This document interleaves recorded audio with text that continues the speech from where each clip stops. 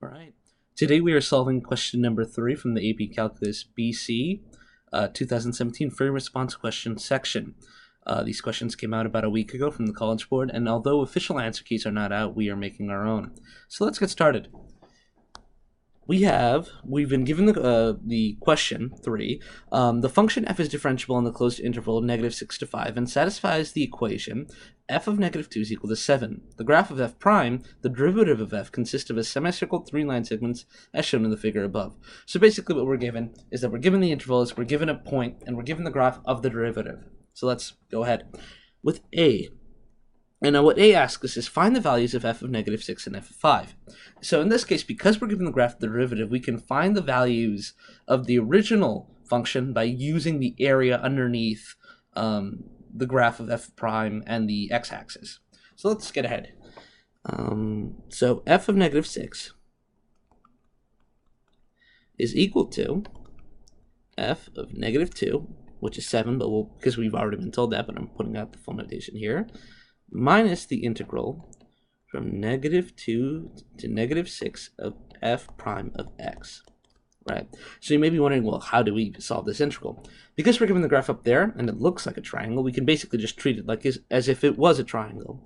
So we know that f of -2 equals 7, because that's what's given to us. So then that is minus 1/2 the base of this triangle, which would be 4, multiplied by its height, which would be 2. So we would have, ultimately, the answer we would get would be 3. So f of -6 is equal to 3. We'll do the exact same thing for f of 5. So when we're giving f of 5 is equal to f of -2 plus the integral from -2 to 5 of f prime of x. So how would we do this system? Let's go back up and look at the graph. So what we're dealing with here is a semicircle and a triangle, so we have to use the area for both of those. So we solved for the area of a semicircle, and we solve for the area of a triangle. But one thing to know is that the semicircle is below the x-axis, so that would be negative area. So we're going to put a negative sign in front of that when we're actually solving. So we would have 7 plus -1/2, because it's a semicircle, not a full circle, pi. The radius was 2, so 2 instead of r. 2 squared, plus the triangle now, 1/2, base of 3, and height of 2. Simplifying this out, you would ultimately get the answer of 10 minus 2 pi. And that is the value for f of 5. All right, so let's move on to part B. Let's see what part B asks us. Part B asks us on what intervals is f increasing? Justify your answer. So this is a pretty straightforward one. We're given the graph of f prime, and we know that when the derivative of a function is positive, the function itself must be increasing. So we look at this graph, and we basically look, well, where is the line positive? Where is the piece that we're given positive? And that exists from the interval from -6 to -2, and from 2 to 5. So that's the intervals that we would be using. So the answer, we can write out B right here. F of x is increasing on the interval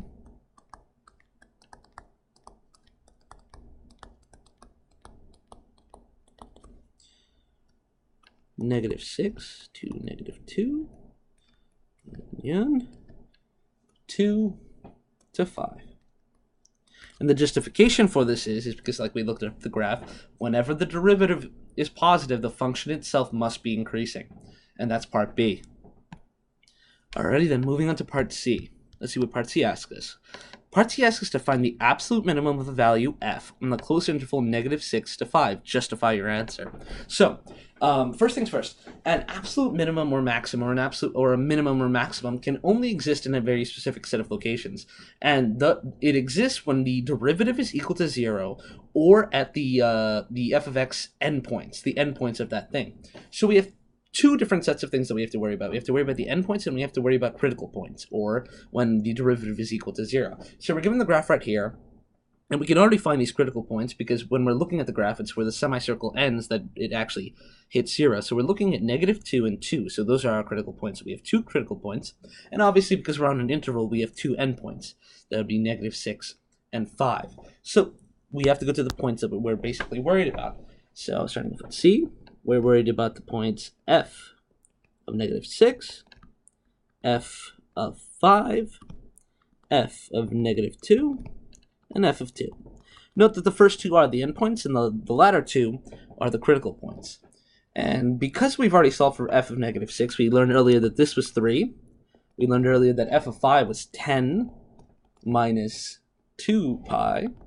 We know from the actual information given that f of -2 is equal to 7, and f of 2 we actually have to solve. So we're given f of -2. We're going to be using that. And then plus the integral from -2 to 2 f prime of x. From this, we have 7 plus the -1/2, because it is a semicircle. We're taking that portion of the semicircle again, and because it is underneath the x-axis, we have to put that negative up front. -1/2 pi, the radius of 2 squared. And we would add this, and we'd ultimately get 7 minus 2 pi. So these are the values we found. So we at the endpoints, we have 3 and 10 minus 2 pi. At the critical point -2, we have 7. And at the critical point 2, we have 7 minus 2 pi. So if you did this out, or you can probably just tell right now, the smallest value here is 7 minus 2 pi. And this occurs at f of 2. So what this tells us, because we looked at the endpoints and because we're looking at the critical points, that the absolute minimum of this function on the given interval from -6 to 5 must occur at f of 2. So therefore, the absolute minimum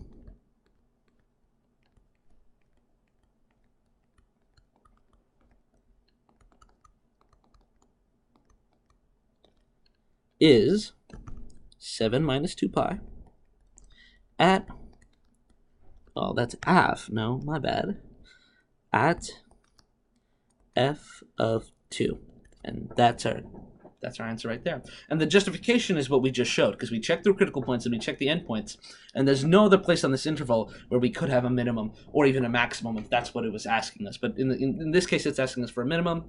I suppose in theory, the maximum here would be f of -2, because that would be the largest value there.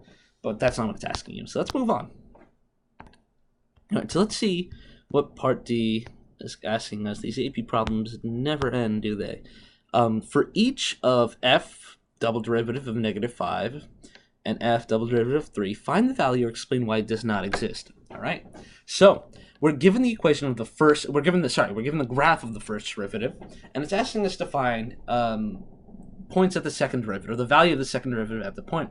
So in this case, just like how we know it, if we have a graph of f, and we can find the derivative by using each point's slope. So this was basically derivative when you're looking at a graph of f of x is the slope at a certain point. It's the exact same case here, because we're starting off with the first derivative. We're starting with the graph of that. So if we were looking for, let's go down. Let me write out df double prime of, what's that, -5? I believe it was -5. That would be the slope at that point. So we come up here, we look at f, so we're going to f of this thing, -5, we come up over here, we see that we have a rise of, from here, we're looking at a rise of 4, no, my apologies, we're looking at effectively the slope here, we're looking at a rise of 2 and a movement of 4 from here. So we would ultimately have a slope of -1/2. So sorry, that got a bit confusing. Basically, what we have here at this point is a slope of -1/2, and that's what the derivative would be equal to. Let's move on to f double prime of 3. So this is where it gets a bit tricky. So we come up here, and we're looking at this point, and we're not quite sure how to find this thing's slope because, well, it's a kink at the point. So what this actually is when we're looking at this graph, this is a type of discontinuity. This is a jump discontinuity in which the limit from one side does not equal the limit from another side. And when this actually occurs, you can't take the derivative at that point because it's non-differentiable, because it's not continuous. So what does this all mean? It basically means that the derivative doesn't exist. And if you remember, if we actually go back up to the problem, one of the things it asks us is, or explain why it does not exist. So the reason it does not, so I'm going to put DNE does not exist. Let me write it a bit better. Does not exist. And the reason it doesn't exist is because at that point, we can't find the derivative because it's non-differentiable at that point. This is due to it being discontinuous. There's a jump discontinuity there. Like I said, the limit from one side does not equal the limit from the other side. And that's one of the three requirements for being continuous at a point. And I believe that's all of this problem. We'll go for it one more time. And those are your answers for the 2017 question 3 from the AP Calculus BC free response section. Have a nice day.